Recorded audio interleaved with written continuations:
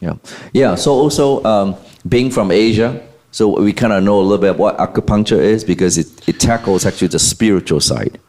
So we tackle the spiritual side, and if anything spiritual without Jesus in him is illegal. Illegal. That's right. So just watch out. So is yoga. So it's almost it's similar. related. Yeah. Yoga is also spiritual side. In fact, if you ever talk to a guru of a yoga, they will say, every level you hit is a chakra. That means they open up the chakra, which is the portal. So, but the fifth chakra, you'll have the fullness of the other side, I guess. Yeah. So, Right. which is dangerous. Right, and contrary to what some Christians have said, you cannot separate the spiritual aspect of yoga from the natural physical exercise benefits, because there are Christians out there who say they do Christian yoga and their churches host it and they do all these things. They're like, well, we're not doing it that way. We're just doing it for the exercise. You cannot separate the two. Right. That's right. That's right.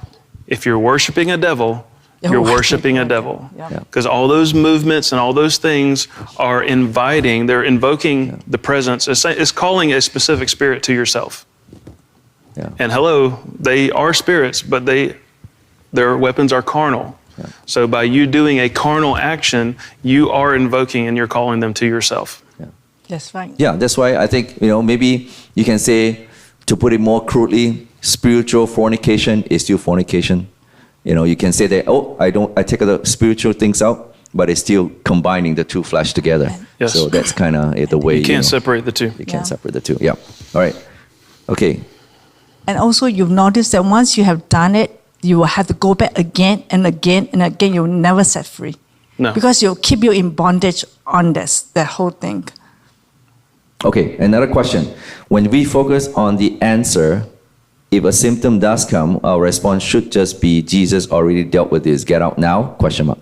That's Yeah, I mean, and again, we try not to ever get caught up in any certain methodology, which can, when I say that, it can translate even sometimes to your words.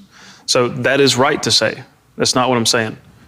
But you have to believe it, right? So the key in what I'm saying is, no matter how you choose to say it, and what this person said specifically is right and it's true. So that's good to say that, yes. And that is all you have to do if you believe it, right? It's always going to come down to your belief, right? And why am I being so simple and stressing that again?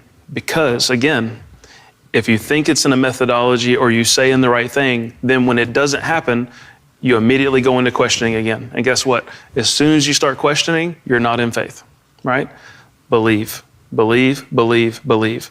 You focus on the answer no matter how it comes out in your words, even though, like I said, this statement and this proclamation is true. You have to believe it. That's what's going to bring the result in the answer. But, let me give one caveat. It's not really a caveat, kind of is a caveat. Spirits of infirmity are weak, and they are fearful.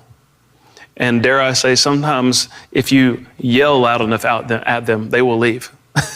Even if you don't fully have an understanding of what you're dealing with or what you're believing, okay? So that's the only caveat, is you can force some things to happen in that one specific instance just by being forceful enough. But that's the only one caveat that comes to my mind.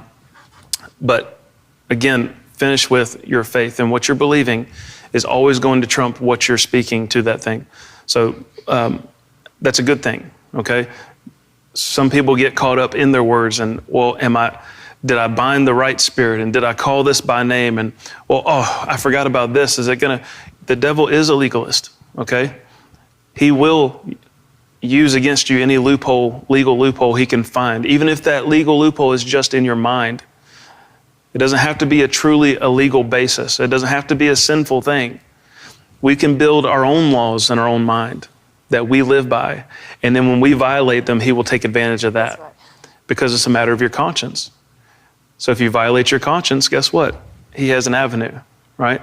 So just don't build any specific thing you have to say necessarily.